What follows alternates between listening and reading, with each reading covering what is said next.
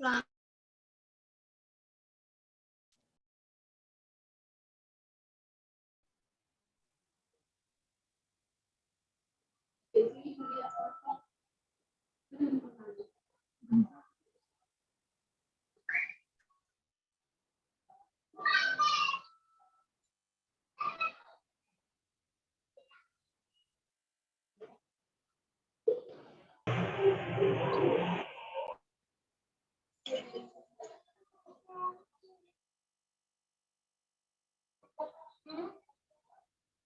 Ini apa yang tinggal di atas?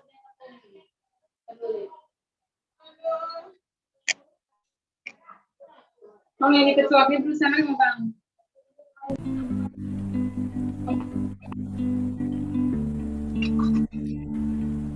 Dia itu sampai bulan. Halo.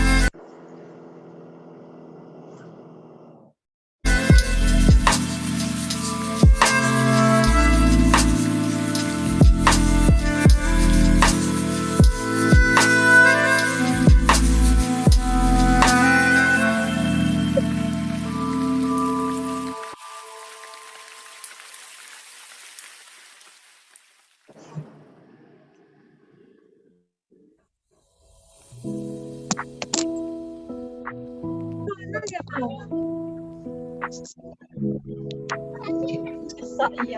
kan. Ya bahasa apa?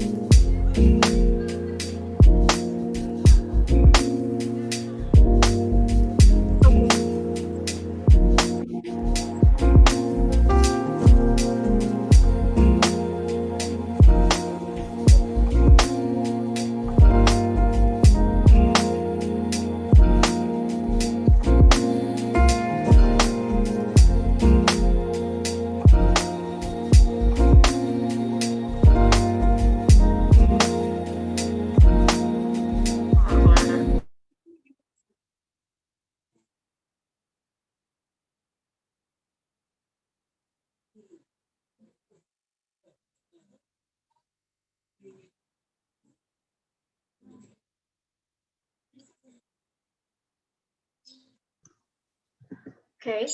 Assalamualaikum warahmatullahi wabarakatuh. Waalaikumsalam warahmatullahi wabarakatuh. Waalaikumsalam warahmatullahi wabarakatuh. Alhamdulillah, praise be to Allah Subhanahu wa Ta'ala that we may all be present in today's event, and salawat also salam goes to our beloved Nabi Muhammad sallallahu alaihi wasallam. Good day, everyone, and welcome to this international seminar on cross-cultural studies, application of statistics in psychology, Indonesia and Germany, Saturday, 6 March 2020. First of all, hello everyone, my name is Jasmine Mumtaza, currently a second year majoring in psychology of Syarif Hidayatullah Islamic State University, Jakarta, and I will be hosting you for today's event.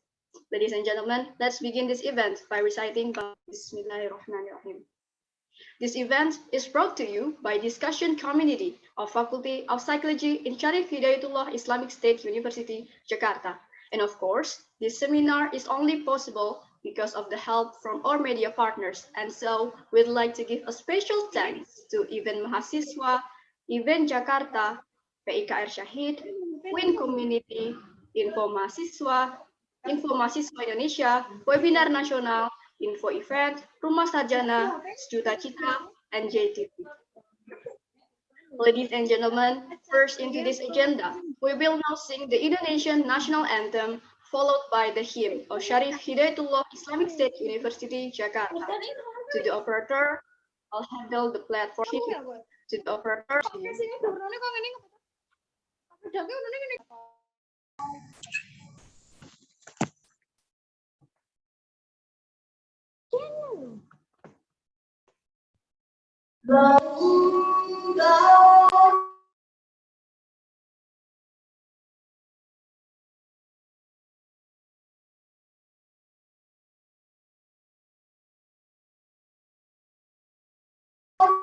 Excuse me, to the operator, if you'll please present the national anthem.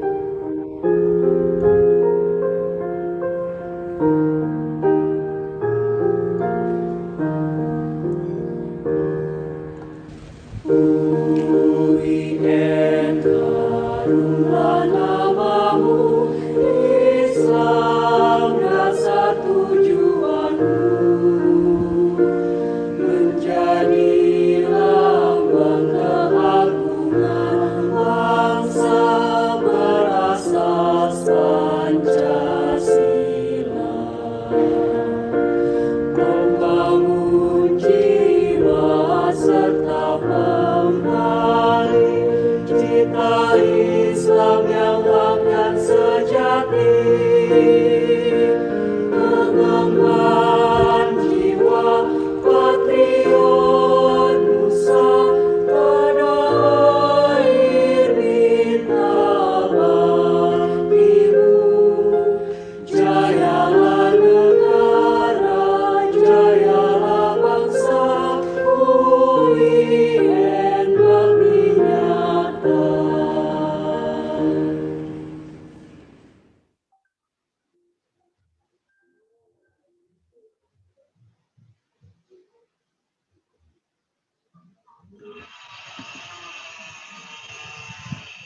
Thank you very much.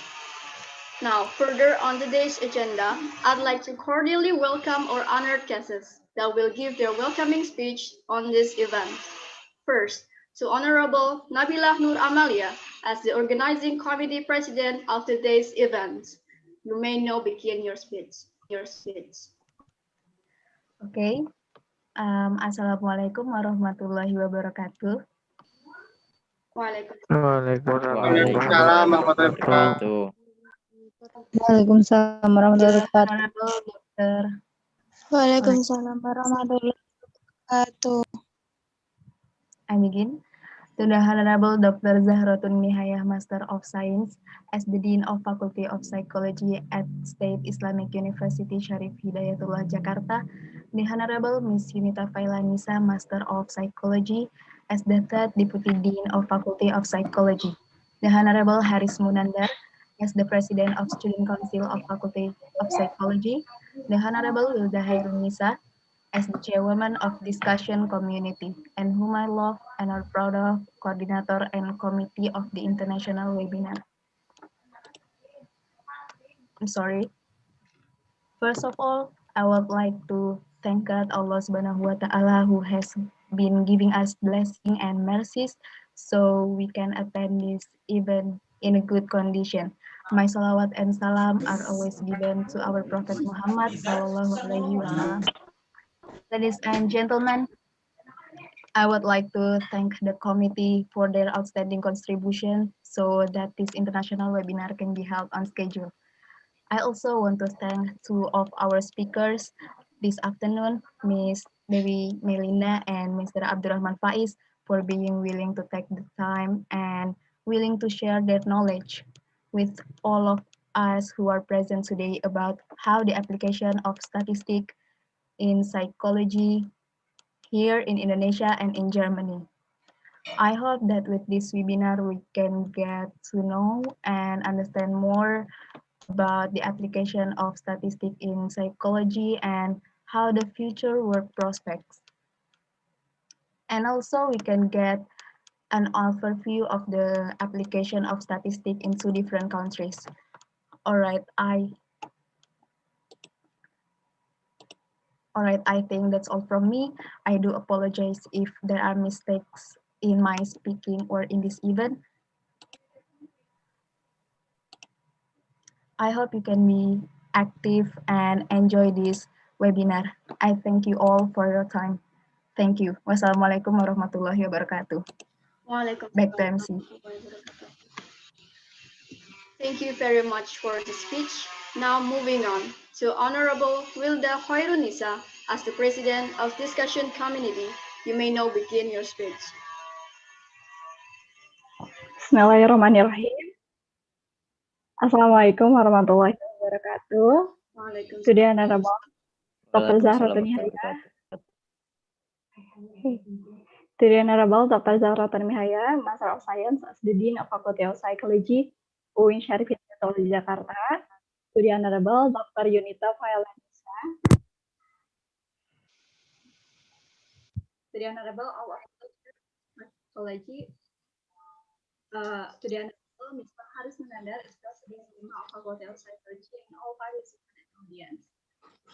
First of all, I'd like to say my highest gratitude to Allah Subhanahu wa Ta'ala, who has given us mercy and blessing so we can gather in the occasion. Secondly, salam and salam will always be due to our Prophet Muhammad Sallallahu Alaihi Wasallam. Because of this program, now we can live in ladies and gentlemen, I want to say thank you to all of you for being here today. Thank you for attending this webinar. And I'd like to say thank you for all the committee for your hard work so that this event can be. I am Wilda Hairunisa. It's such an honor to be on behalf of discussion community. So let me begin by giving you a warm welcome in the international webinar cross-cultural studies, application of statistics in psychology, Indonesia and Germany. Ladies and gentlemen, this cross-cultural studies event was held for the second time in an effort to improve the academic climate. And I hope this webinar will gain you some knowledge and insight regarding the application of statistics in psychology. In addition, we hope that this webinar can increase participant interest of the important role of statistics and psychology. And I think it's enough for me. Welcome and enjoy the webinar. We hope you will find all what you have seen. I thank you. Wassalamualaikum warahmatullahi wabarakatuh. Waalaikumsalam warahmatullahi wabarakatuh. Thank you for the wonderful speech. And now moving on to Honorable Haris Munandar, as the President of Student Executive Body in Faculty of Psychology, Syarif Hidayatullah State Islamic University.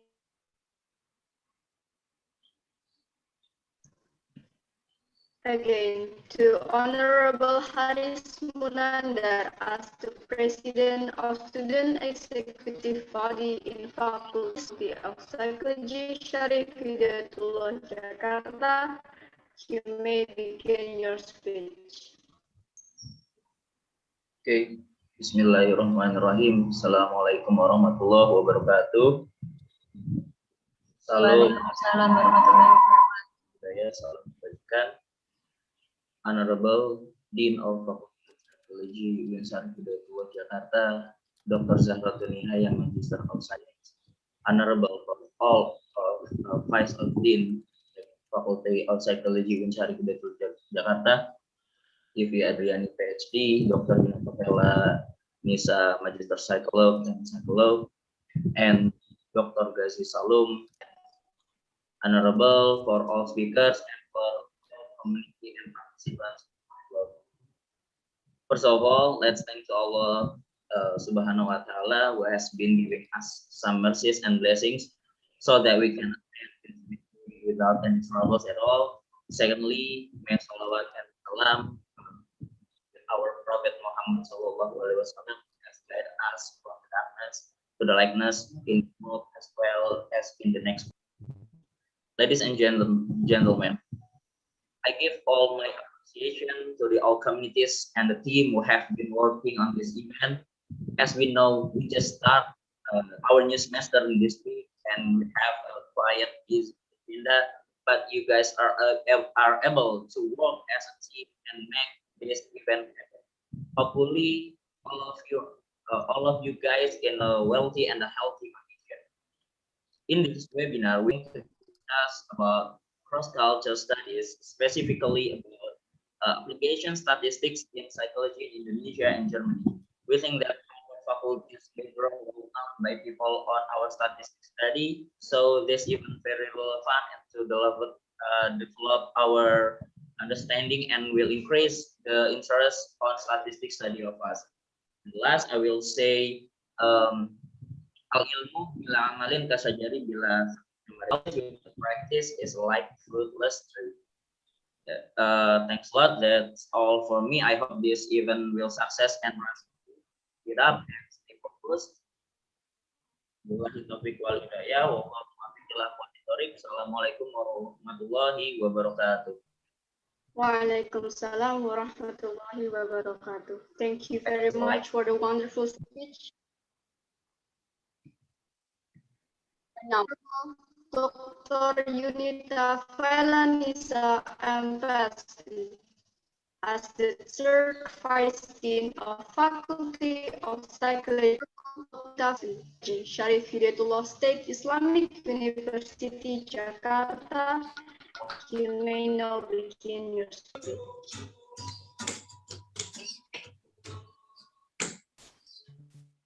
Thank you very much for this session.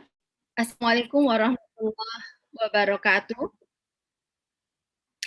I represent Dean Faculty of Psychology at Islamic University, Dr. Zahratun Nihaya, MSc, here to give welcome speech to all of you. Welcome. It's my pleasure to extend greetings and a warm welcome to everyone attending the international webinar with the title Cross-Cultural Studies, Applications of Statistics in Psychology. As a psychology student, we know that Germany is not unfamiliar with us because William Wundt founded the world's first institute for experimental psychology in Leipzig, Germany in 1879. People from all over the world come to hear Wundt's lectures, which start in Leipzig in 1875, and workshop and to observe research executed in the laboratory. So Germany, with many authoritative psychology scientists like Wundt, Müller, and then theory we know all, Gestalt theory that developed in Germany is give us a great influence in psychological area. I think Germany is it's important. So it's very lucky you all in here now and get beneficial insight from this event. Wherever you are on your study, you will see there is inspiration for everyone at this engaging an international webinar event. Respected psychology students from undergraduate program from 2 countries, Indonesia and Germany, will share their experiences, inspire us, and opportunities will abound to make meaningful connection for a lifetime to us. Thank you so much for all attendees here. This second webinar from Discussion Community Faculty of Psychology will provide opportunities for you to network with peers and discuss matters of mutual interest in a setting, this setting designed from student professional development. I would like to welcome the first time speaker here, Kak Dewi Meilinda, a bachelor student in psychology from Universität Hansestadt, Hamburg, Germany. I hope you enjoy in this event and continue for research and collaboration with our students. Thank you for our speaker today, Dewi, and Abdurrahman Faiz, a psychology student from State Islamic University, Jakarta, for willingness to share your experiences today. I would like to commend the organizing as an LSO in Faculty of Psychology for their hard work in putting together a stimulating and rewarding program for everyone involved here. Thank you, especially for Wilda, Nabila, Lina Sabira, Ahmad Farhan, Siti Karenina, Nayo. Please accept my best wishes for an enjoyable and beneficial event in the Faculty of Psychology, State Islamic University, Jakarta. Let discussion community open doors to new ideas and new possibilities for you all. Become more involved around the issue that matters about statistics. Know that future of psychology is depend on it. Thank you. Wassalamualaikum warahmatullahi wabarakatuh. Waalaikumsalam warahmatullahi wabarakatuh. Thank you very much. And thank you very much to all the honorable guests for their wonderful speeches. Now, as it seems that all of us here are excited to start this discussion, I'd like to welcome a very special person that will be moderating today's event. But before that, I'm going to read the CV of this special person. Operator, if you'll please present the CV.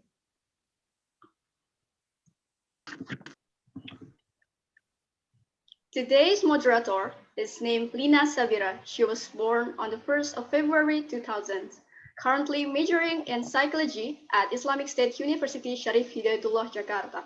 Her address and her phone number as attached.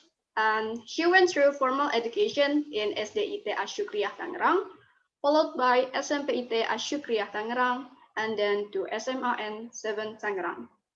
Her experience at 2018, she is also as HIMSI psychological first aid volunteer in Banten after tsunami disaster. And then in 2019, she's also as an Indonesian delegate in Asia Pacific Youth Week Seoul, South Korea. And then in 2020, she is also as the organizing committee president of Green Lantern 3.0 ISEC in UIN Jakarta. Other experiences, in 2019, she is also the moderator in Women Empowerment Talk Show with the guest Ibu Yeni Wahid. In 2019 also, she is also the moderator in talk show Bumi Darurat Sampah. Next, she's also as the public relation division in Movie Goes to. She's also as the equipment and logistic division in Movie Goes to Campus, helped by discussion community. So, ladies and gentlemen, please welcome Lina Sabira, and I'll welcome over the platform to you. The time is yours. Okay, thank you for the MC to let me continue this webinar. Hello everyone, Assalamualaikum warahmatullahi wabarakatuh. Waalaikumsalam warahmatullahi wabarakatuh. Okay, good afternoon, everyone. So, before I continue this webinar, I want to check your mood first, okay? If I ask you, how are you? Please respond with click the emoticon in the reaction feature, which describe your current mood, okay? Understand? Okay, let's start, yeah? Let's start, okay? How are you guys? Wow, I think almost of you have a good mood, right? It's good. Okay, so let me introduce myself first.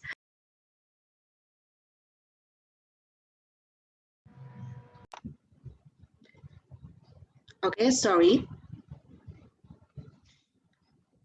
Okay, thank you for the MC to let me continue this webinar. Hello everyone, Assalamualaikum warahmatullahi wabarakatuh.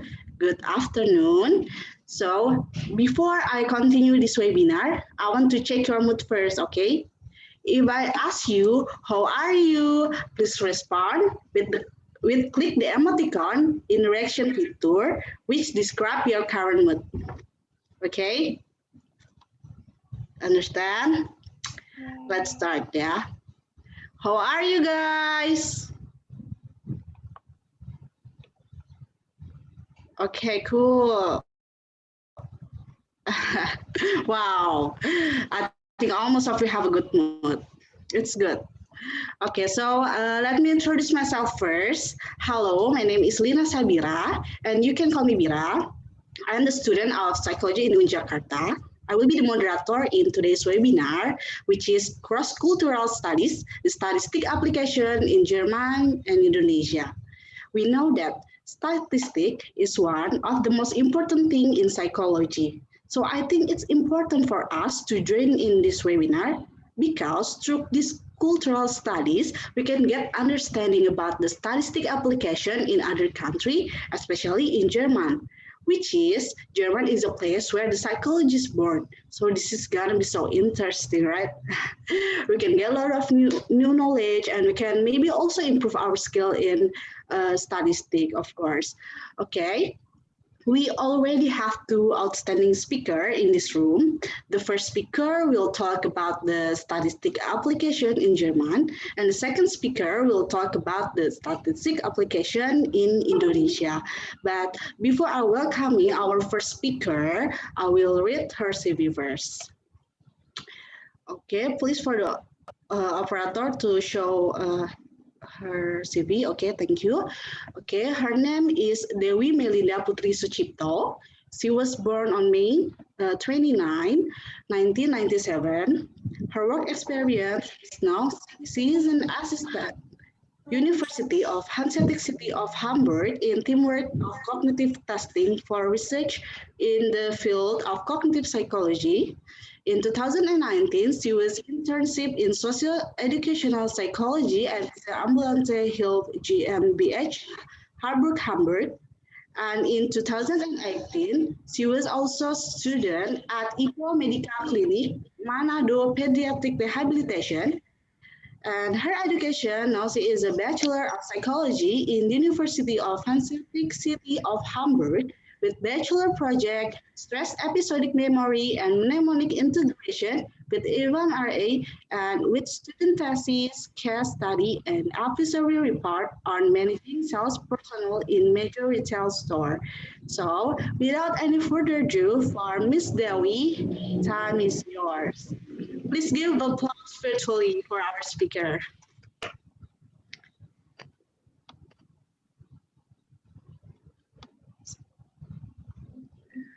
So, hello everyone. Firstly, I want to say Assalamualaikum warahmatullahi wabarakatuh. Introduce myself. My name is Dewi Sucipto. I am an Indonesian studying in Germany since 2016. I come from Manado, North Sulawesi, a small city from Indonesia. So, as you know, today the theme of the webinar is about cross-cultural introduction to application of psychology, in particular statistics. But before I begin, may I ask a couple of people here about why do you want to study psychology? Anyone?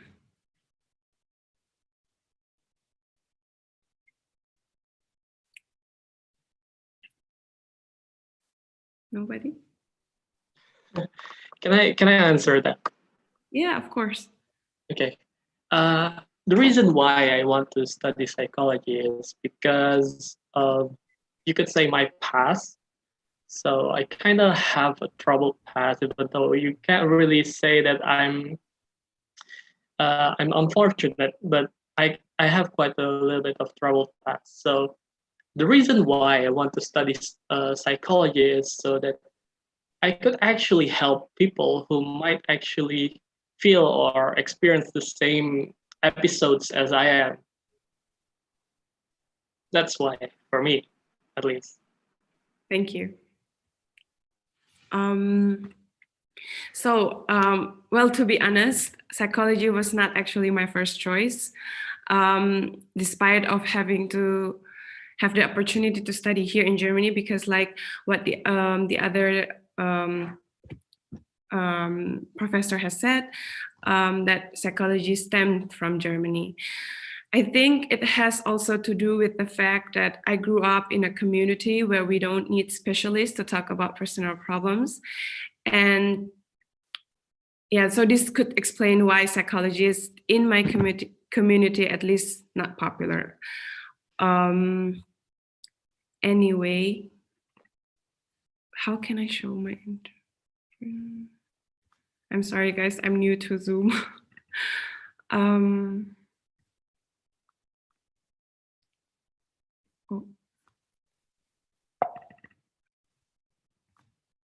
Thank you.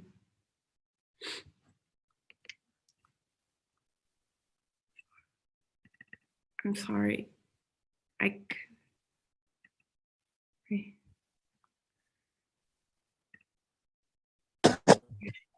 It has been a little bit of...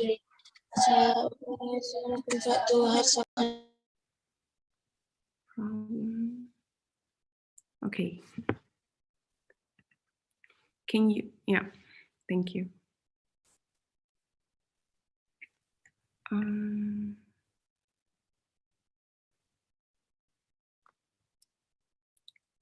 you next? So,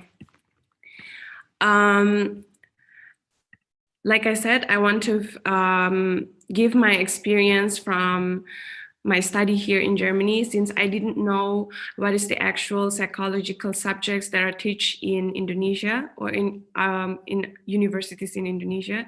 So the compulsory courses in my university, at least, is about general psychology, which explain the motivation, emotional emotional state of a person, the classical conditioning from Pavlov, and the way people perceive.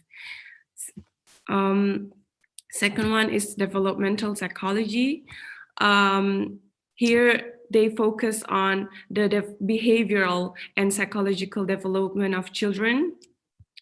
And we have also social psychology, biopsychology, educational psychology.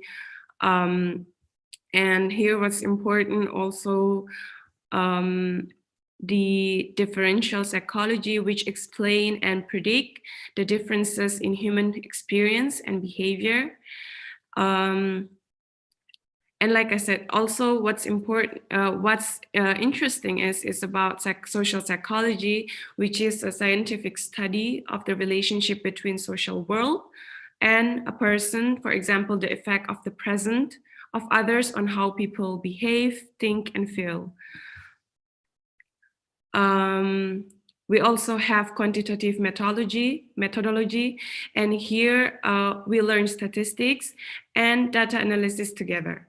But more importantly, I like to say this, so statistics is actually, we learned the theory in this lecture, and then we implemented it in data analysis using different kinds of programs. What's also interesting about the University of Hamburg is that they, at the first semester, they offer us professional field-related introduction. This is a lecture. In this lecture, each expert from different kind of psychological work fields will be invited as a speaker for each week for this whole semester, discussing the possible job prospect after graduating. I find this lecture mostly important because sometimes people find it very hard to find the direction of what to do after graduating as a psychology. So can you please next? Yeah, so what's interesting also in University of Hamburg, we have tons of elective courses. First of it is key competence seminar. And there are 4 domains that they tackle on. First is self-control, which consists of stress management, type management, and learning to learn.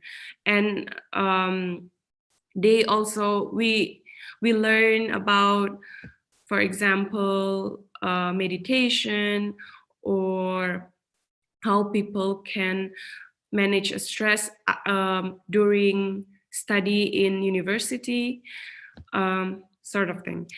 Second one is cooperation. It's a study about conflict management, intercultural competence, interviewing, and consulting and teamwork inside an organization. I have done intercultural competence, and what I want to mention is during my seminar, we have also compare between Germany. We also compare the intercultural sensibilization between Germany and Indonesia. Yeah, it's also quite interesting. Third one is mediation. It's about presenting and designing training courses, and it is quite important for people who want to work, for example, in human resources or in an industrial or organizational psychology. The last one is influence. I've never taken this seminar, so I don't really have much information about it, but it's about project management and negotiations between companies, for example. And then beside key competence seminar, we also have different kinds of optional seminar that you can also take from another department from the university. So it's not actually, how to say this? It is not limited only to psychological department. So we can also take courses, for example, from a law department or medical department. So this is the seminar that I find very interesting and very important also for your psychological study. First is clinical psychology in dialogue, and this was held in a hospital, a university hospital from University of Hamburg, and we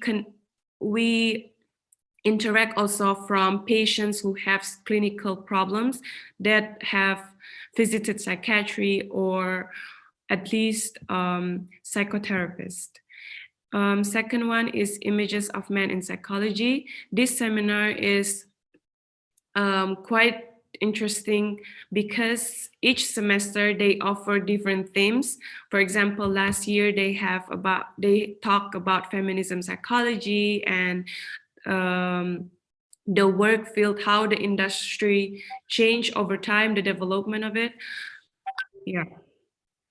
And then what's also important is the language center. So other than you can deepen your competence in psychology, you can also learn a lot of language. They offer German class, Spain, Chinese, English, Russian in so many levels. So you can take the test and enter the seminar. Other courses also, they also offer child sexual abuse in organized and ritual violence structures. This was also held by the Faculty of Medicine in my university. So it's not, like I said, it's not only limited to psychological departments. So everyone can participate. Can you next? So other than completing credit points from the compulsory courses and the optional courses, we also need to complete internship for at least 9 weeks, as I consider it. But you can also do more because in Germany, normally when you apply to a clinic or a rehabilitation center, they always offer at least 3 months because 9 weeks is too short. Yes. Before completing also your study, before you writing your bachelor thesis, you also need to complete 2 from 3 courses of the advanced modules. These advanced modules is in 3 important field of psychology. First is educational, second is clinical, and the third one is industrial and organizational psychology. So you can choose 2 from these 3 courses, right? And then before you write your bachelor thesis, you also need to complete, I find this very interesting because, so when I am when I'm writing my bachelor thesis, I have to make a research, or I can also participate in my professor's research, for example. And then before you write this bachelor thesis,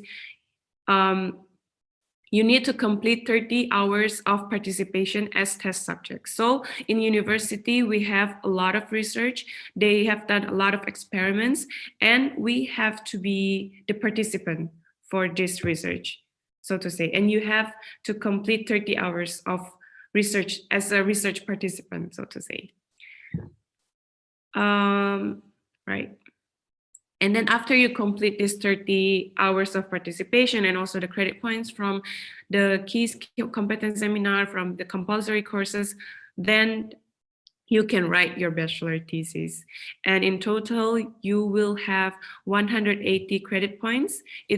I think it differentiates between universities in Germany, but because of the limited time for this webinar, I wasn't able to research more about the university in other cities in Germany.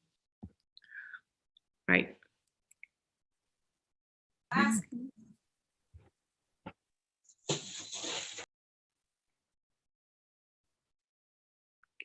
Next, please.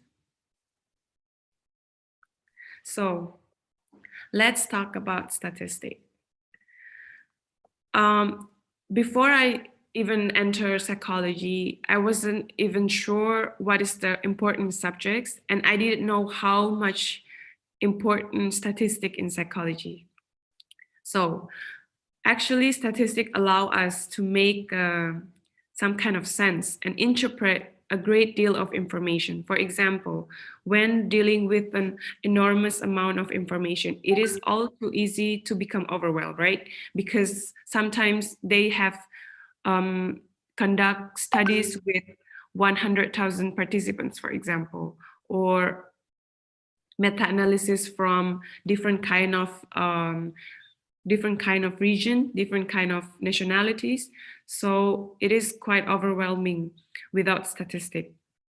So statistic allows psychologists to present this data in ways that it is easier to comprehend. For example, through data analysis, we are allowed to make graphs or charts or frequency distributions, this normal distribution and scatter plots, for example, to allow research and lay people to get a better overview of the data and look for patterns that might otherwise miss, so to say. Second, it's also, why is it important for me at least? I think, for example, when researchers collect a great deal of information about a group of people, descriptive statistics, for example, provide a way to summarize facts, such as how many men and women there are, how many children in Indonesia who have experienced child abuse, for example, or how many people are currently employed in an organization or in a company. So it is very important. First, at the first semester, we learn descriptive statistics, and the second semester we learn about inference statistics. And by using what's known as inferential statistics, researchers can infer things about a given sample or populations, and psychologists use the data they have collected to test a hypothesis, for example. Using statistical analysis, also researchers can determine the likelihood that a hypothesis should be either accepted or rejected. I'm sure you all have learned about it. So, sorry. Like I said, this is the important topics of statistic and data analysis. For example, uni and bivariate descriptive statistics. This is also very important, analysis of variance and linear regression. For example, when you want to research about intelligence, how much of variance of intelligence can be explained through your how can I say this? I'm sorry. Sometimes I cannot think of the English word. I'm sorry.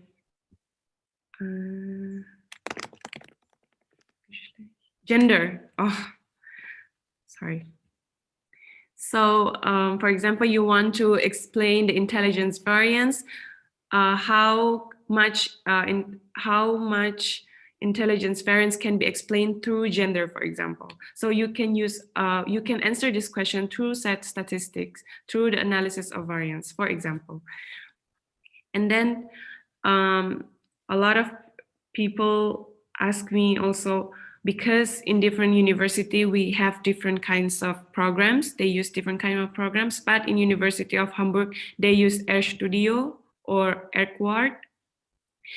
And this is quite interesting also, because in relation to SPSS, which I think every psychology student have known, RStudio is more pure and more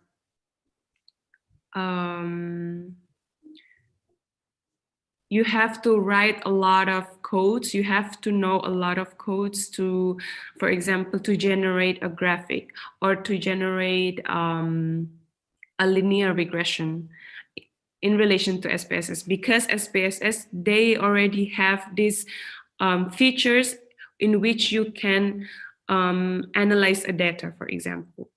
And it is very important also in RStudio, you can make different kinds of graphics and you can work with it. For me, at least, it is easier because you can directly edit the codes, but SPSS, you need to start from beginning again.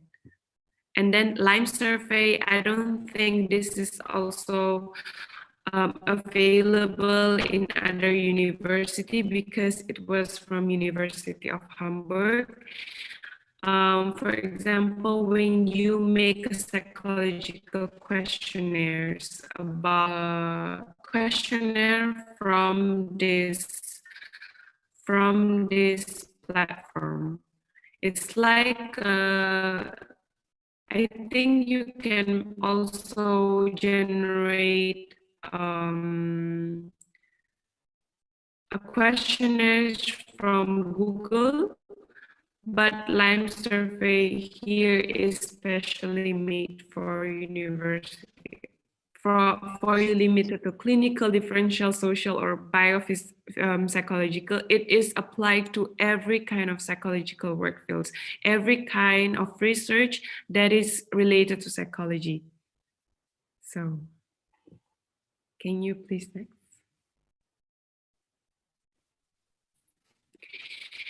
Here I want to present different kind of work fields. That is, there are five kinds. There are actually more than 5, but I think this is the main one.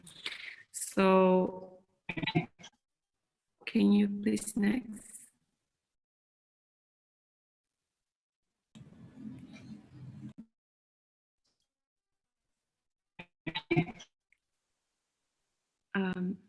Moderator in Germany, because when you hear psychology, you want to be a therapist, or you want to conduct, for example, an interview with your patients. This is the right medical care centers. You can also work in child and adolescent psychiatry that is very focused on the mental problems of children and young adults. And next one is psychosomatic. Just, I think one of my friends has done an internship also in this work field. You can also work as a consultant or licensed psychotherapy,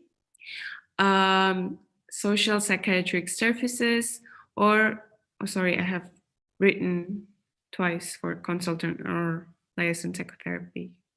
So, next, please.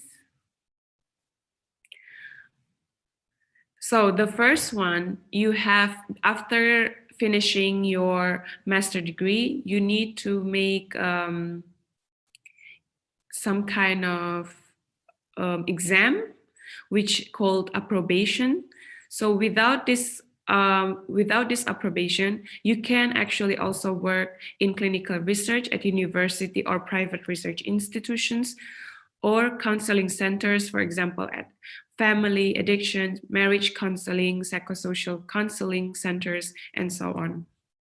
Or you can also work at public health or school psychological service. For example, in school, I don't, because I never attend Indonesian school, so I think you can also correct me if I'm wrong about this, but it's called Guru PK in Indonesia. So you can also work in this work field, right? And currently, as I know it, the law, the regulations about psychology undergraduate, there have been exchanging debates, so to say, in government about how can people directly take this exam and take these preparatory courses for this exam without master degree. So there have been quite, there will be changes, but I didn't know in which direction, but they are contemplating in this matter, so to say. But as I'm aware of it, when I finish my bachelor, I need to first take master degree and then take the approbation, so to say. Can you please next? So as I've said, you can also work at university for clinical research or at private research institutions. And there are quite a few here in Germany. For example, here DGP is Deutsche Gesellschaft für Psychologie. That means German Society of Psychology. Second one, we have also very popular Max Planck Institute, and it is centered for cognition and neurology. The third one is also, a lot of people have done research also from this research institution called Leibniz Psychology. I think it is centered in Hanover, in city of Hanover. Yeah. As academics, you can also work as, for example, professor assistant or a seminar docent, so to say. So you can also teach in a university. So, can you please next? This is also very popular in Germany. It's about educational psychologies. The activities in this work field, so to say, you can work, like I said, as school psychologists in different kind of school levels, in elementary, middle, and high school. And I think for each level, they have certain practice preparatory courses. So after you finish your bachelor, you cannot directly be an educational psychologist. So you need also a very specific career path, a career preparatory courses. You can also work at counseling center special talents, and I have also experience in this area. It's called BBB from Hamburg government. It is specific for highly gifted children. So as far as I'm concerned, a lot of people have mistaken autistic children. So it's not, so in Hamburg, they have this program called Begabungspiloten, and that is specific for highly gifted children. So they prepare an entrance exam, for example, or a diagnostic exam to say whether this kid is highly gifted or really an autistic. So they have this counseling center, and the parents, they can help also the parents to choose schools according to what the kids need, for example, because normal school is not really fitted to his or her intelligence, for example, or to his or her behavioral components. So last one, you can also work at university again, and school administration and services. For example, we also have inside a department, we have different kinds of administration, and you can also work as educational psychologist in this work field as school administration in university, both and in school. Next, please.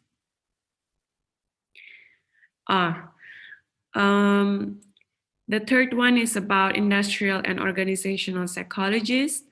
Here you can work as market and opinion researcher, talent management specialist. For example, as you know of it, South Korea is very famous with their entertainment agency.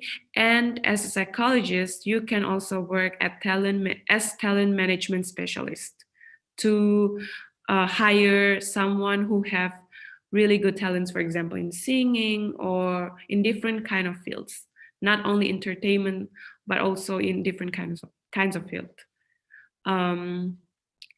Third one is advertisement specialist.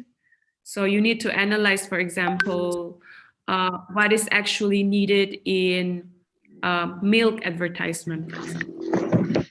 Next one is behavior analysis. And then human resources, for example, in recruiting someone for a company or organizational development, or because human resources also have a lot of branch. I'm not really an expert in that, but yeah. Also, you can also work as management consultant, and this is very famous also in the US to work at a consultant at a consultant firm. You can also work as trainer or coach, for example, public speaker or leadership training, for example. Yeah. And the last one is research analysis, which is actually the same as the market and opinion researcher. Next, please. So this is actually quite new also to Germany, to work as a traffic psychologist. So they want to learn what is actually the mental state when people are driving, and they want, so to say, to reduce the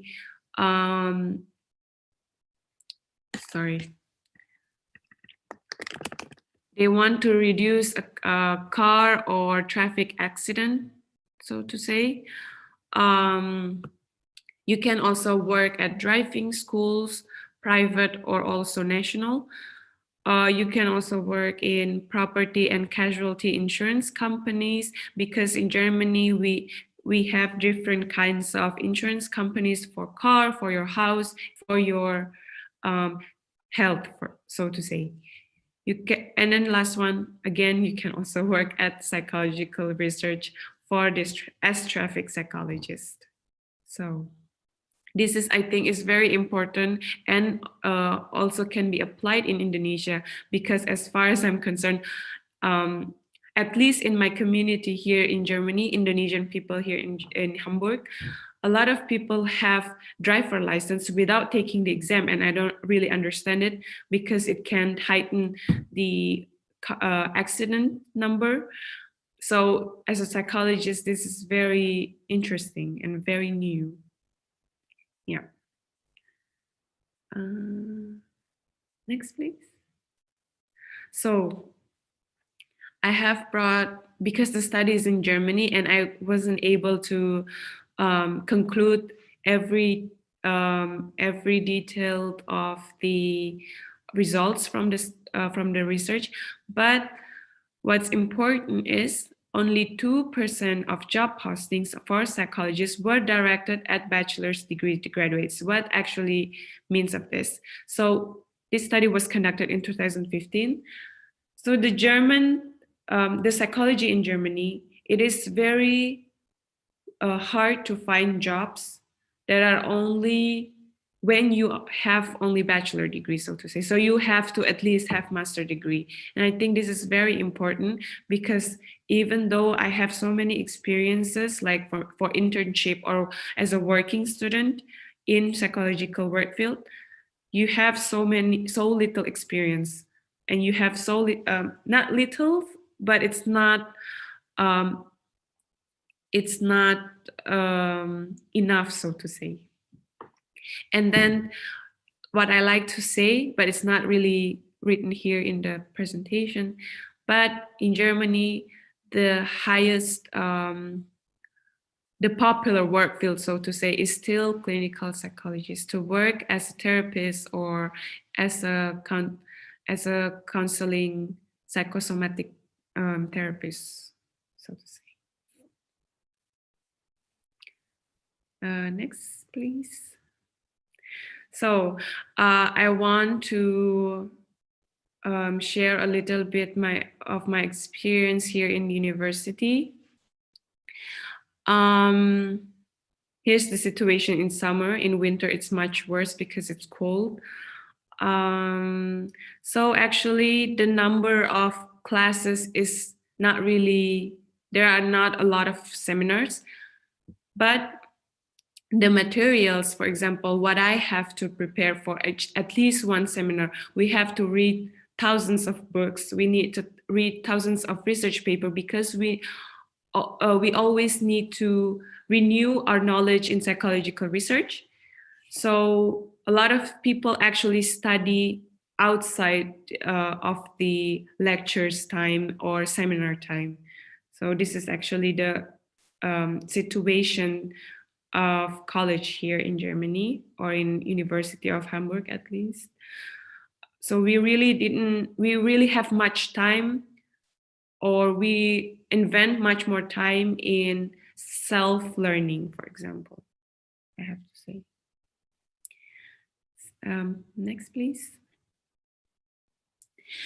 So currently I am writing my bachelor thesis. It's about stress effects on working memory modulated by trait or state anxiety. This is an fMRI project, and it's a very big project. It's not my research, it's my professor's research. I'm only participating in it. So we want to know whether stress have an effect on the working memory. For example, the reaction time of a person when they're doing a working memory test, and also the accuracy of their answer, for example. And we want to test whether these effects of stress to working memory is modulated, is moderated, for example, whether by trait or state anxiety. So I think it is also very important.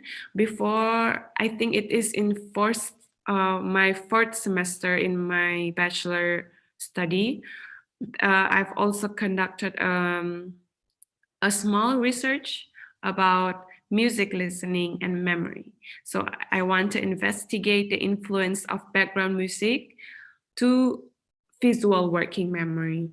So the music is classical music versus hard rock music, and I want to see whether this different style of music have an effect on how my visual perceive the information from the test, for example. So next, please. So that's all from me. I'm actually not an expert because I'm still an undergraduate bachelor student. So through this presentation, I hope that the information that I have presented can broaden your knowledge about psychology here in Germany. And I hope that it's beneficial and advantageous for you in the future. So I wish you all luck for your study and career. And also I want to thank you to the committee for this opportunity, and stay healthy, everyone. Okay. Yeah, thank you for Miss Dewi. Wow, that was so insightful. Okay, from Miss Dewi presentation, we know that in German, there is some courses which not available in Indonesia, right? Like, there is unique things is traffic psychology. That's a really, really new things, I think. Traffic psychology. Yeah. Wow. And yeah, they also have some different system from university in Indonesia, I think, because their research culture is so strong. And maybe as a psychology student in Indonesia, we only know about SPSS, right? But in German, there is a lot of other programs such as our studio, our quart, lime survey, such as like that, right? Maybe you guys have intention to take study in German after Miss Devi presentation. Okay, okay. Can I say Yeah. something? Yeah. Hello? Can I say something also? Yeah. I think it is Yeah.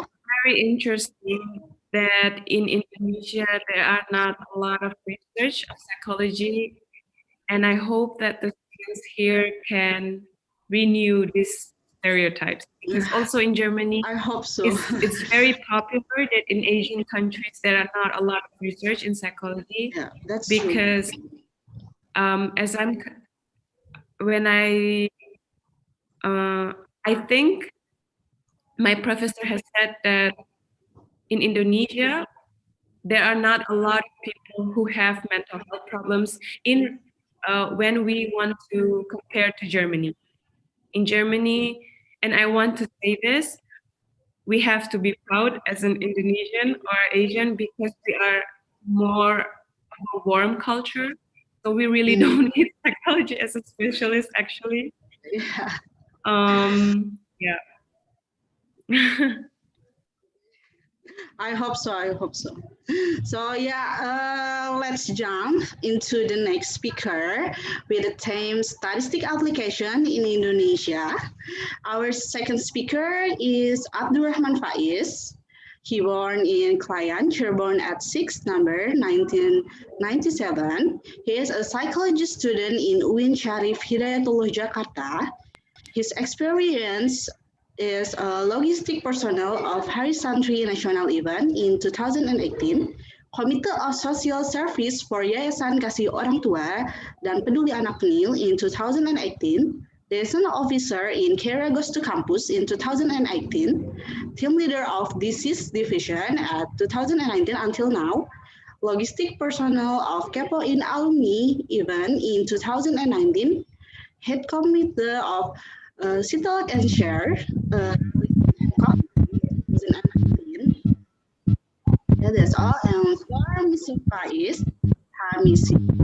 Let's give a virtual applause for our second speaker. Thank you very much, Ira. Before we start, I kind of want to answer for. It's kind of echoing. Wait, sorry.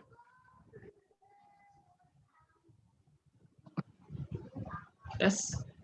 Okay, it's definitely okay echo, but oh well.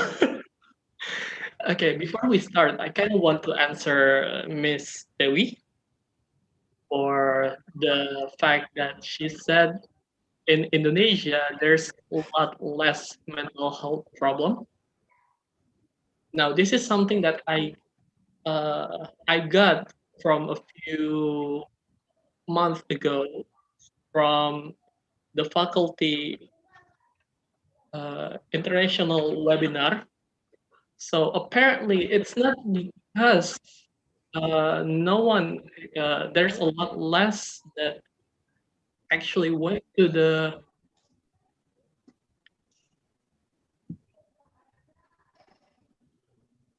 psychologist or maybe any other clinical doctors, but it's more of because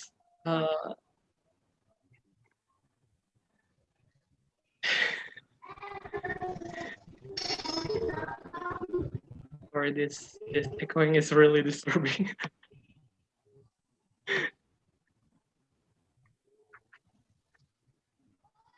Let's see. Oh well, whatever. So it's actually because in Indonesia culture of religious and other alternative healing is actually quite prominent, to the point that most people would either religious leader uh, or any other alternative. So that's why in Indonesia the mental health problem is not really apparent in the hospital and other clinical places. Okay, let me share screen first. Wait, I can't. Oh well. Uh, can I, even organizer? Can I? Okay, thank you.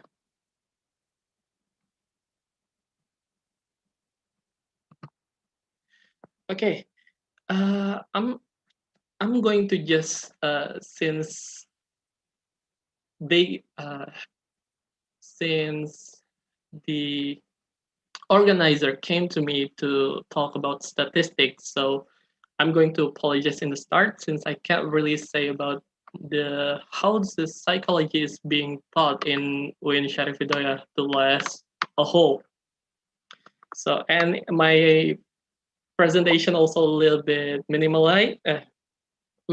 So for that, I'm sorry. Okay. Okay. Let me reintroduce. My name is Abdurrahman Faiz.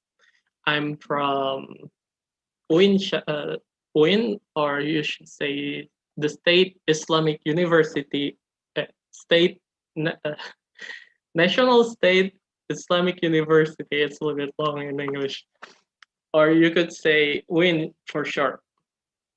I'm here since 2018, but I'm actually, if you heard Bira before, I'm born at 1997, so I should have been graduate already, but I started late, so there's that. Okay. Here in UIN, oh wait, sorry. Okay. Here in UIN, we have two main aspect of psychology that's being mainly taught. The first one is the Islamic psychology, and the next one is quantitative psychology. Now, in UIN, the quantitative is pretty, how should I say it? Pretty heavily enforced, as also the Islamic. That's why in UIN we also have the religious studies too, like Islamic study, or maybe something like Islam and science.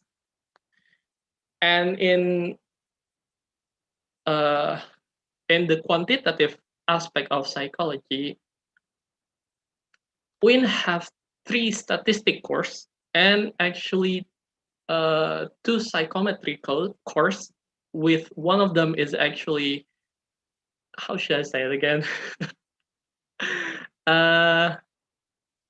Optional. And then there's also the measurement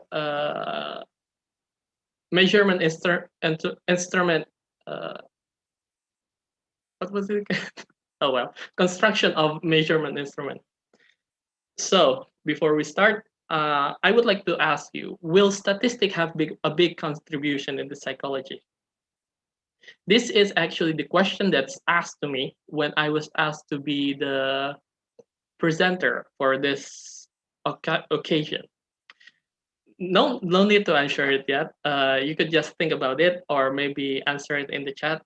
We will go back to it later. So let me continue. Here in UIN, the main lecturer for statistics is Dr.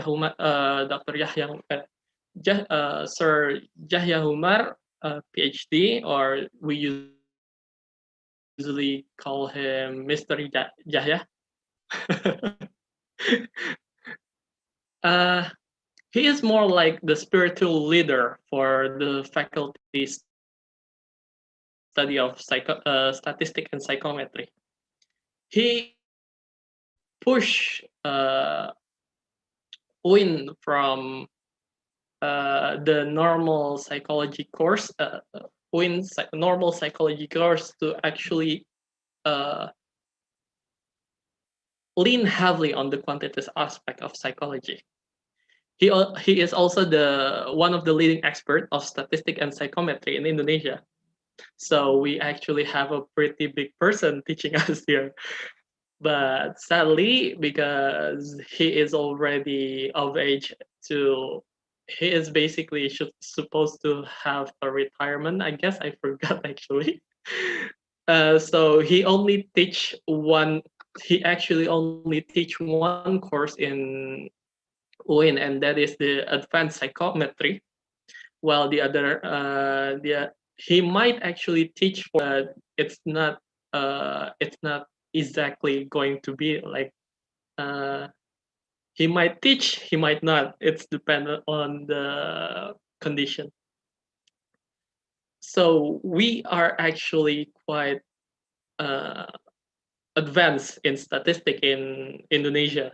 I can't really say in other country, but in Indonesia we are pretty advanced. At least that's what I feel.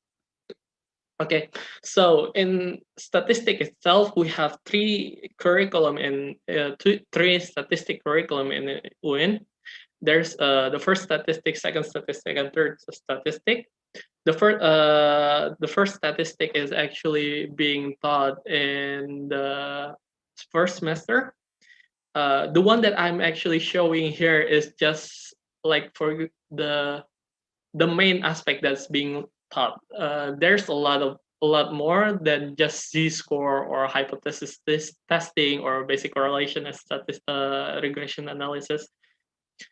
But the main thing that being focused on is actually those three. There's also like t-test, and then there's also the what was it called again? I forgot the English. You know, the one that goes with a graphic how should I say? And then there's also the variance one, and well, there's a lot more. And then in the second semester, we also study about the basic of matrix calculation, linear and multiple regression analysis, statistical control, correlation linear, and other stuff. And in the third statistic, we have matrix calculation, a more advanced matrix calculation, and focus more on EFA or explanatory factor analysis, and CFA, confirmatory factor analysis. Now, in all these three statistic course, we also learn application, like for example the SPSS, the software. I mean, and then we also learn using the Lisrel, and then we also learn about using M+. Now, the reason why it's Lisrel and M+ that's being focused on is because our main lecturer here, Mr. Jahya Umar, is actually a graduate from University of Berkeley, California. Berkeley, right?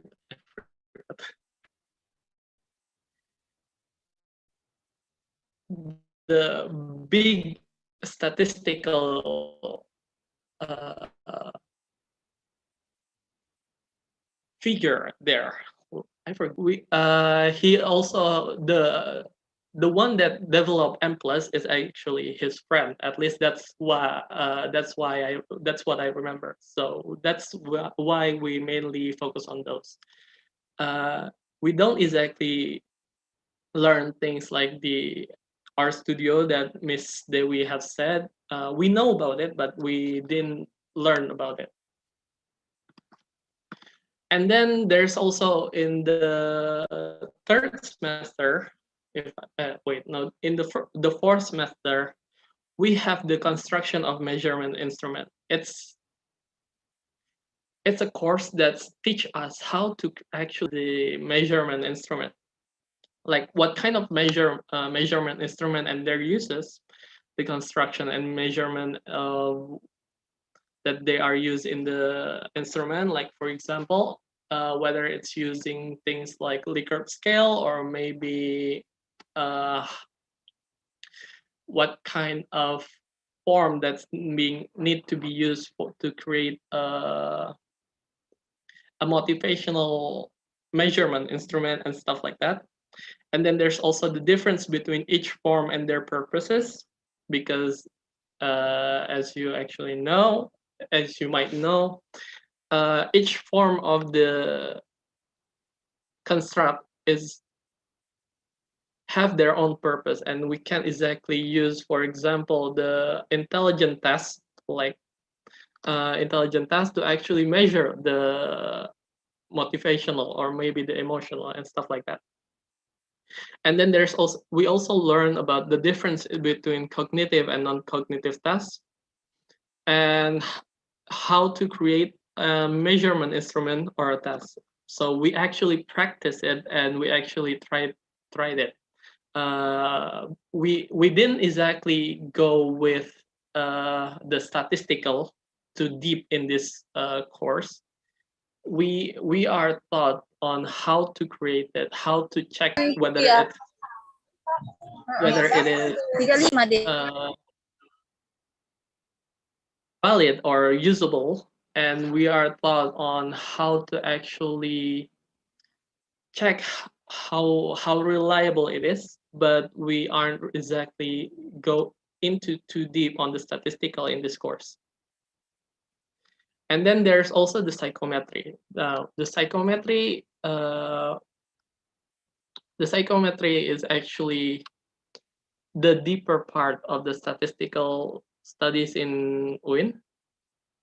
So in psychometry, we review the things that we have learned in the statistic, and then we deepen that. We dig deeper into the study to the point that we actually understand it. Now, the reason why wait, I'm sorry.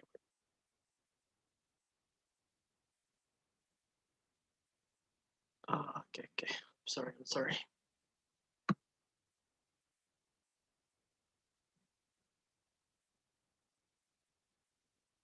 Okay. Now, the reason why we actually have to study as two courses that actually pretty similar, like the statistic and the psychometry, is because in our faculty, we are taught statistic to actually know statistic. So we aren't just know how to do it, but we actually understand how to do it. This is so that when we are doing the research or we are doing the testing, we actually know how to fix it if there is a problem, or if there is an accident, or if there's actually a bias in it, since the creation we didn't took into account of that. So when there is something wrong, we know how to actually fix it. We just not know. It's not just that we know how to create it and how to do it, but we also know how to adapt and how to fix that thing. Now, since the advanced psychometry is an optional course, not everyone is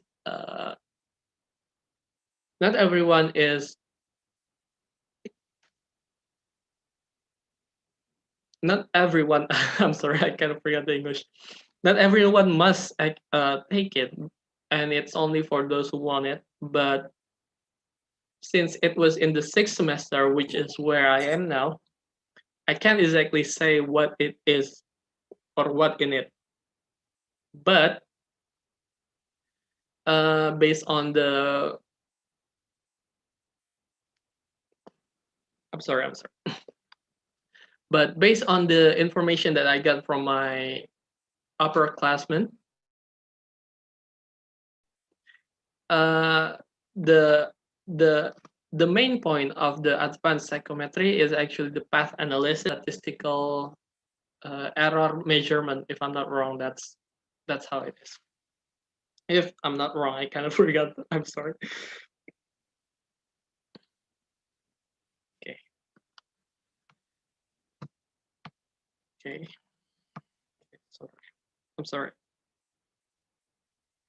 Wait, what happened? Am I still on? Excuse me. Yeah, Excuse me. Okay.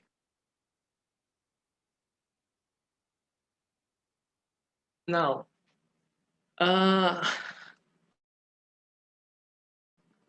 this is a little bit show for so how should I say? Because I don't exactly create this part too in depth because, as I said earlier, the organizer came to me with this question: will statistics have a big contribution to the future of psychology? Now, I will try to actually answer this. But first, I want to ask you guys again. My question, no, actually, I don't really want to. I'm so confused. So my question for this topic that came to me, will statistics have a big contribution to the future of psychology? Is why statistics? Why can't it be without it? Why can't it be without the statistic? Why can't psychology be done without statistic? I mean, the early psychology experiment doesn't exactly use statistic. Like, for example, the Pavlov experiment or maybe the B.F. Skinner, they don't exactly use statistics. So why it's statistic? Well, for that, it's actually pretty simple. Because it fulfills the need of psychology. Statistic is a way, an art, and a discipline to collect, to organize, to analyze, to interpret, and to present a data. Whatever that data is in the form, whether it's invisible to us like our psyche, or whether it is visible to us, like, for example, a book or a phone or whatever. Now, statistic, with its ability to actually analyze and present it to present their finding, that is actually the reason why we have statistic here. The reason why we need to use the statistic, and the reason why statistic is pretty important for us.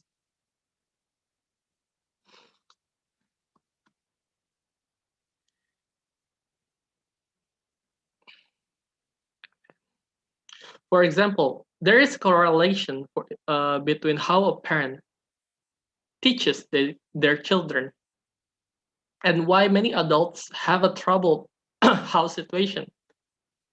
Statistic, with its ability to analyze and present the data to others, become an important part of psychology that move it from being a pseudoscience to become a branch of scientific studies.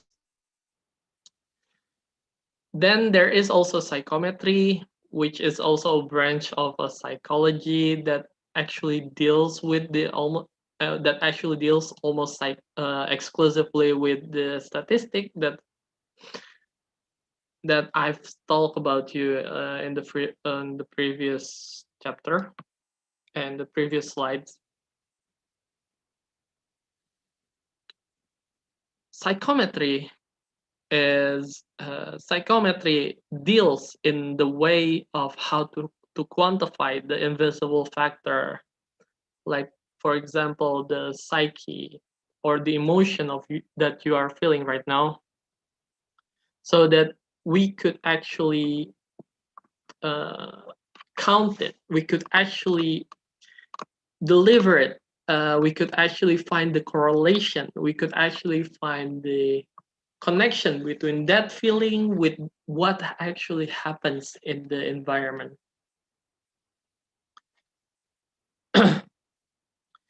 Just from this alone, we could say that statistic is very important to the advancement of the psychology. As William Edward Deming once said, "In God we trust, in all others must bring data." He emphasized that for God, we don't actually have to dig into it. We don't actually have to. Well, that is a little bit questionable for the scientific people. But by questioning God,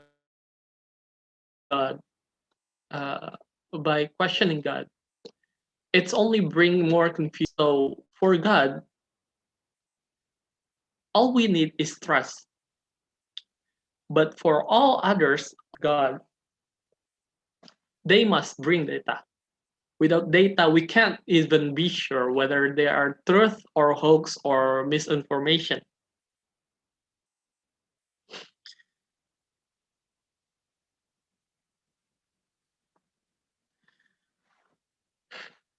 Man, I'm confused.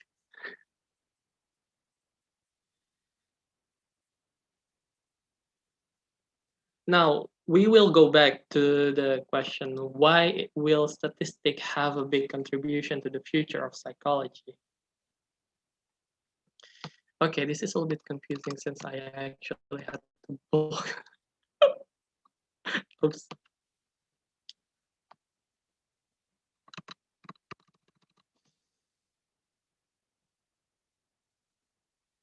For everyone, I'm kind of want to apologize if it's a little bit confusing what I'm saying.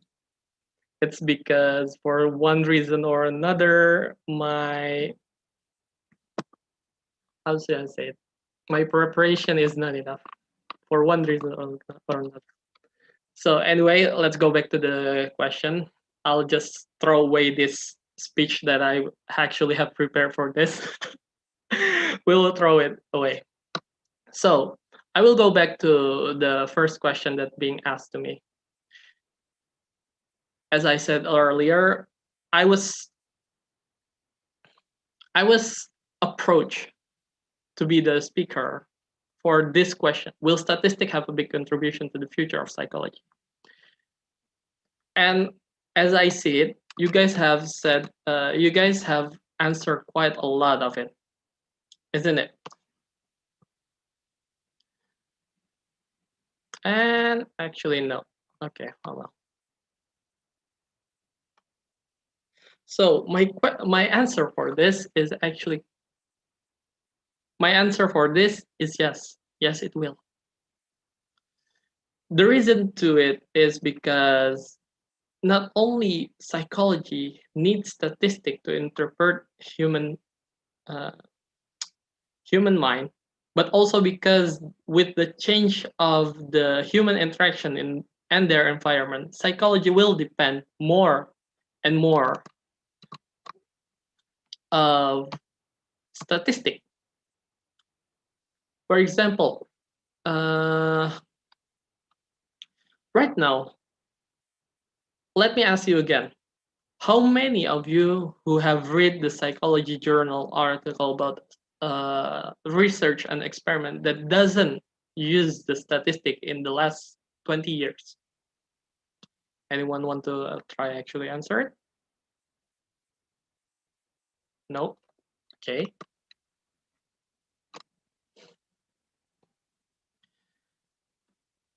Out of the 100 and maybe thousands of experiments and research conducted, not even a quarter or of them that are done without the use of statistical measuring. Even today, as we deal with the stress and the implication of pandemic on our society normal life, with quotes on that, we need statistic to actually know how big it is, the impact of the pandemic inflicted to us. Today, it's already almost impossible to try answer the question of psychology without actually using the statistic. Oh wait,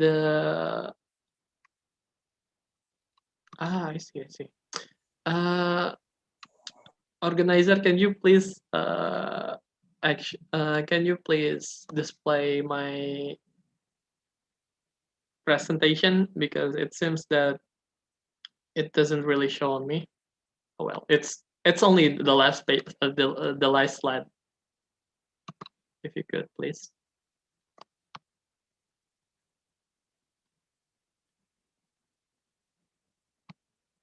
Okay. Why everyone doesn't why does everyone doesn't respond? Wait, Kak. Sorry ya.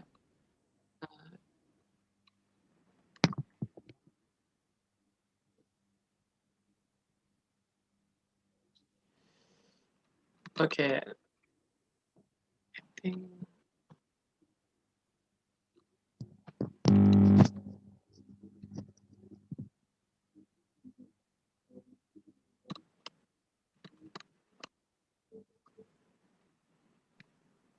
Okay, never mind. Actually, I could actually.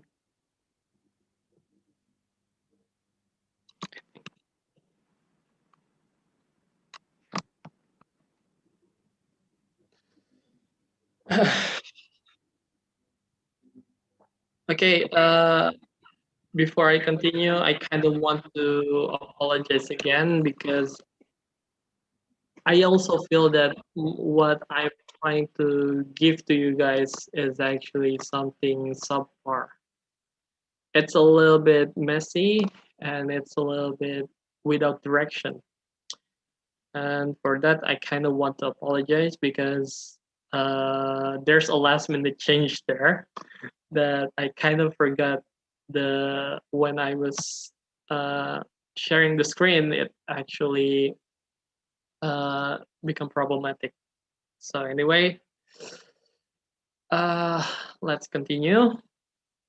If there is any question or whatever, you could actually say it later in the end.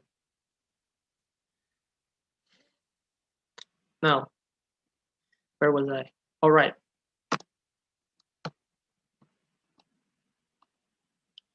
Why statistic?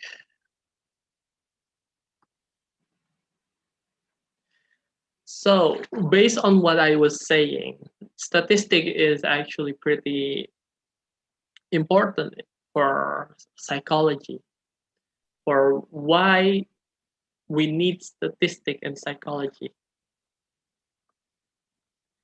And because of that very reason, there's a constant need for psychometrician, those who are pretty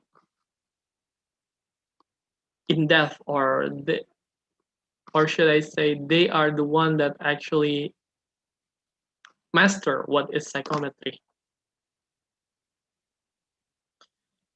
Now, for psychometry itself, there's a constant need for it in Indonesia, in all kinds of place, whether it's from the industrial sector or not. Well, I don't have the exact number, because for well, I don't have the exact number because of how much the need of psychometrician in Indonesia, which is kind of disappointed in it since the info is pretty hard to find.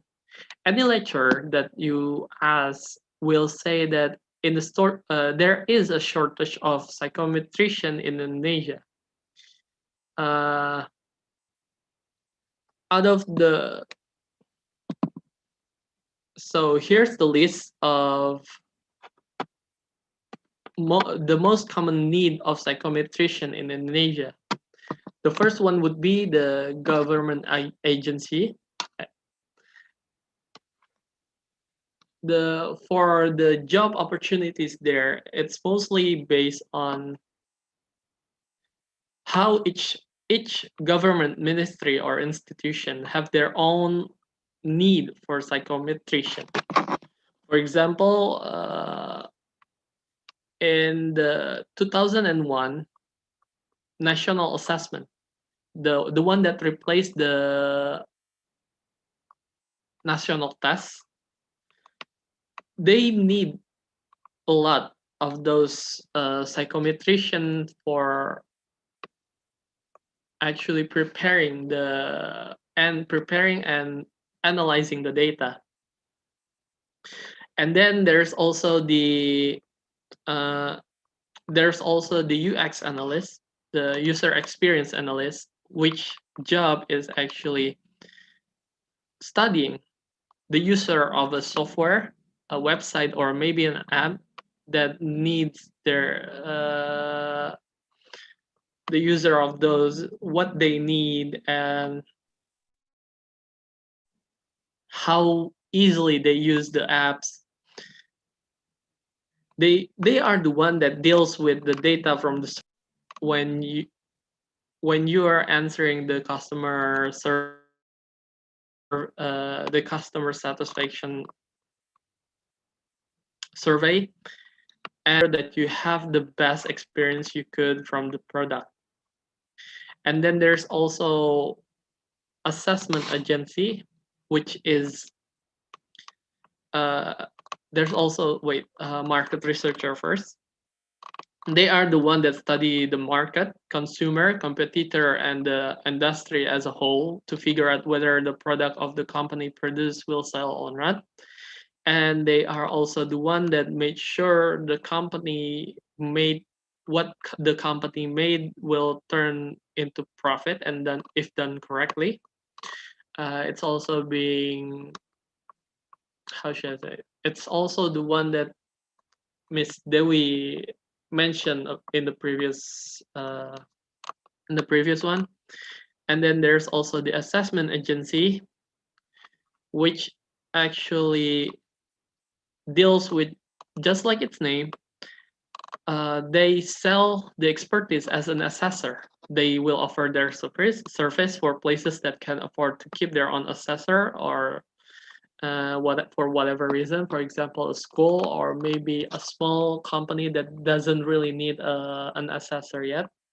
And then there's also a hospital or clinic, which actually deals with the research that actually happening there, or preparing the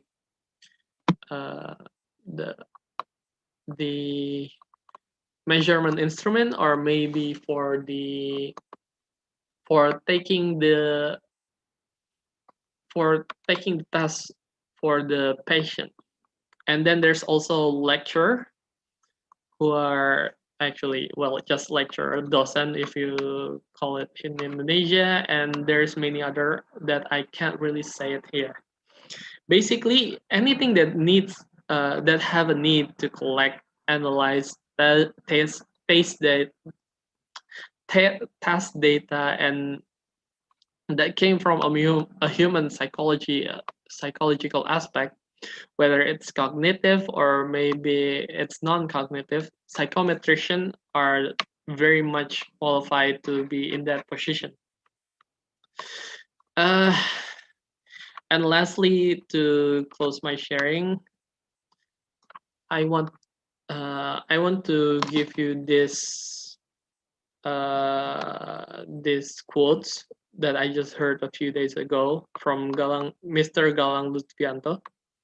The progress of creating a test tool are not as fast as we hope for.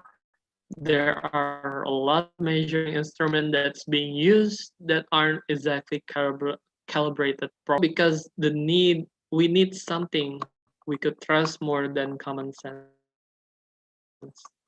That's why we actually use those. Thank you very much. And again and again, I'm pretty. I will apologize as much as I need to for a really hazardly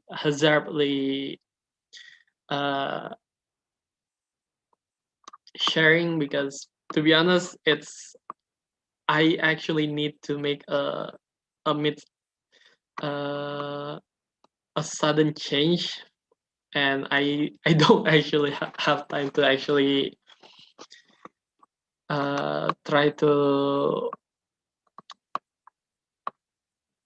rehearse it. So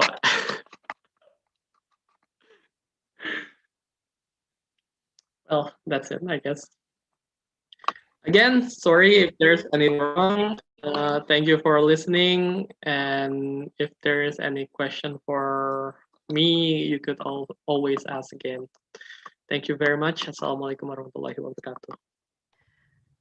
Yeah, Waalaikumsalam warahmatullahi wabarakatuh. Okay, thank you so much for Mr. Faiz for your willingness to sharing to us about the statistic application in Indonesia. Because of Mr. Faiz showing our lovely lecture, Mr. Yahya, I remember Mr. Yahya on said, data is a new treasure because data is so precious nowadays. And I extremely agree with that, because we can see that every sector like business, education, and the government, we always need the data, right? And to make a valid data, so of course, I agree with you, Mr. Faiz. Statistics have a really big contribution on our future. Okay, we have a Q&A session. So if you have a question, don't hesitate to ask. Just open your mic, introduce yourself, and ask your question. Or maybe you can just type your question in the chat box and I will read that question for you. Yeah. There is someone wants to ask.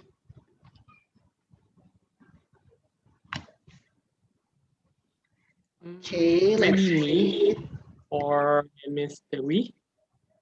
Yeah. Is Miss Dewi still here? Oh, yeah. Yes. Okay. So previously in your sharing, yeah, we heard that there is a elective course that you could choose whether to attend or not, right? And its form is more like a seminar than not. Just how much of those elective courses that actually impactful for you? Then, for example, maybe you took the key competence one only, and then maybe you took only a few of the optional seminar, but doesn't really feel the effect even though you studied before the seminar and you research it, but you doesn't actually feel the impact of that in either in your research or in your job or in your future aspiration. Just how much of it impact you? So thank you for the question. Actually, in the university, for the elective courses, you need to at least you need to participate in 3 key competence seminar, and then for the for the optional courses, you need to, how many? I think at least 6. You have to participate in 6 seminars. So it's not actually, I can't choose only one, because it's actually not compulsory, but you have to take at least 3 seminars of key competence and 6 from optional. And to say how much an impact it have given me, for example, there's this one course, intercultural sensibilization. I think it is very important, especially for international students, because I came from Indonesia. I grew up, I was born in Indonesia. With that very warm culture, you will experience some kind of a culture shock here in Germany. That's for sure. And by intercultural insensibilization, I at least have experienced what kind of German culture it is, and how can I integrate, so to say, to this culture, because you interact with German people all the time, and as an Indonesian, I find it sometimes very hard to understand the way they think, the way they speak. It's very different from Indonesian people. So this seminar really helps me to, so to say, to adapt to the culture first. And then the second one is stress management. This seminar really helps me because at the university, the way you learn at university here in Germany is maybe some kind of different in Indonesia, at least from what I've heard from my sisters or from my friends who studied in Indonesian university. So it's quite stressful here. You have, I have the feeling that when I have to be here in Germany, my life is always chop, chop, chop, you know? So it's quite stressful, and I don't want to sound mean, but I find myself not really, I can't really integrate with the German culture.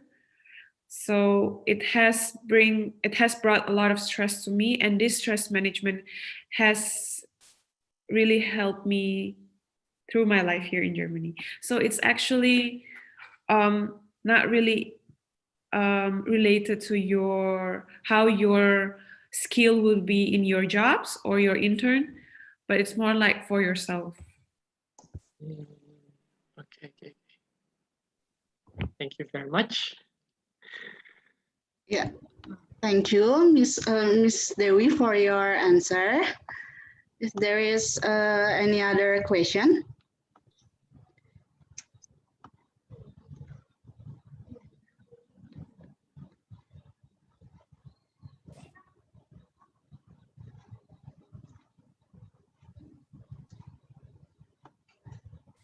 Yeah. Seems like everyone is more of a listener than a questioner.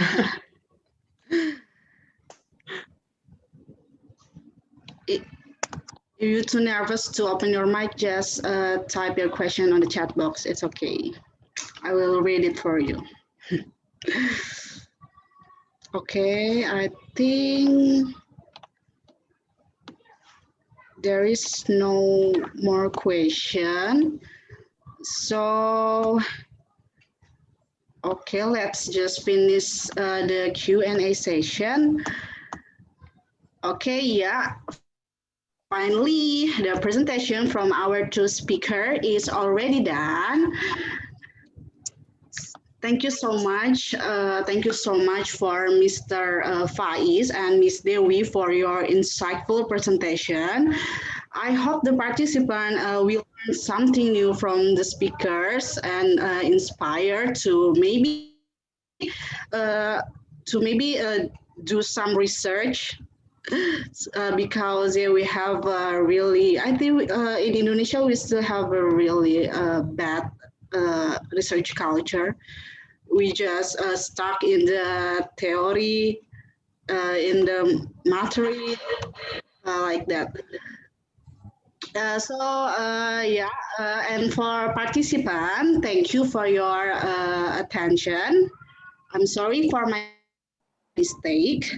Back to the MC. Thank you. Thank you very much. And thank you very much to the speakers, to Dewi Sucipto and Abdurrahman Faiz for sharing their knowledge, and also to the moderator, Lina Sabira, for conducting this event so well.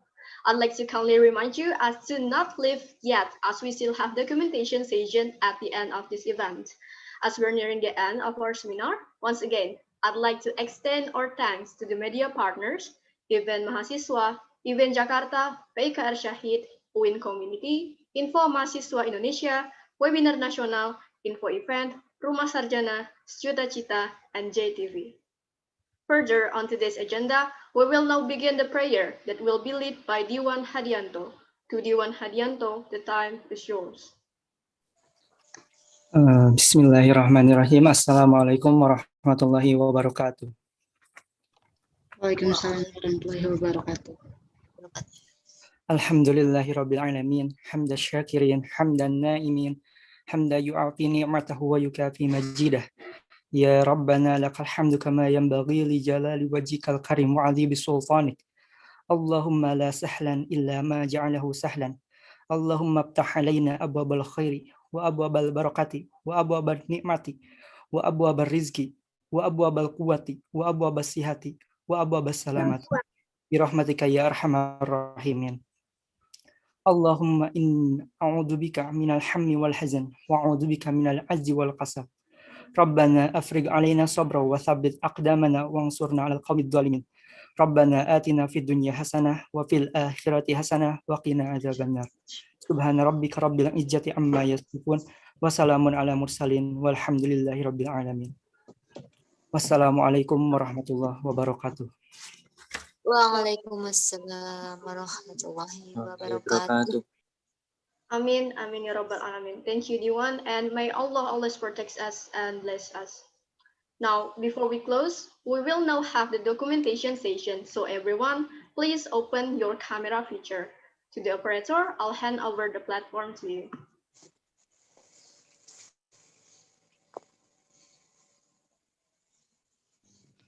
Okay, there is 16 slide. Okay. Slide 1. Slide 2. Slide 3. Slide 4.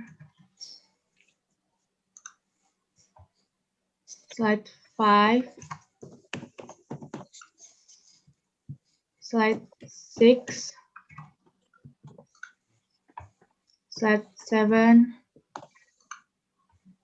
Slide 8. Slide 9. Slide 10.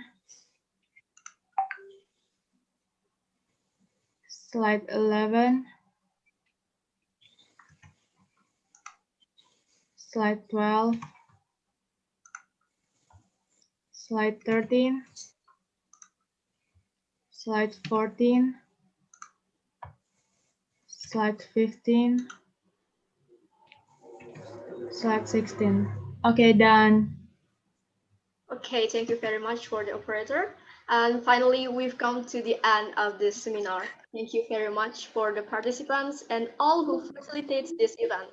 We hope that today's seminar will be a memorable and insightful event for you to remember. Now let's close this event by reciting Hamdalah. Alhamdulillahirabbil Alhamdulillahirabbil Thank you very much, everyone. Alhamdulillahirrahmanirrahim. Again, thank you to the audiences and everyone who has participated. I'm Jasmine Mumtaza as today's host. Apologize for any mistakes made and may we meet again in another chance. Wassalamualaikum warahmatullahi wabarakatuh. Waalaikumsalam Waalaikumsalam warahmatullahi wabarakatuh.